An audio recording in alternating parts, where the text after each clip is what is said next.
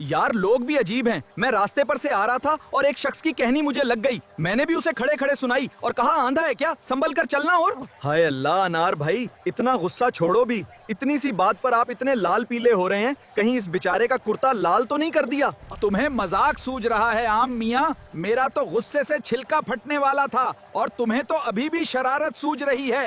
अनार भाई गुस्सा छोड़ो, मैं तुम्हें अपने प्यारे आका आखिए मुस्तफ़ा इमाम अली अलैहिस्सलाम का प्यारा फरमान सुनाता हूँ। मौला फरमाते हैं कि अपनी जबान की हिफाजत इस तरह करो जिस तरह अपने पैसे और सोने की हिफाजत करते हो।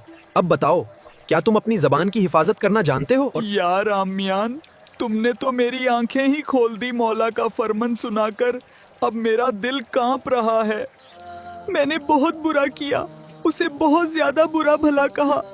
अब तो मौला भी माफ नहीं करेंगे मुझे। आम मियान, तुमने तो मुझे अच्छे से समझा दिया है कि सबसे अच्छे से बात करनी है। अब भाई से जाकर माफी मांगता हूँ।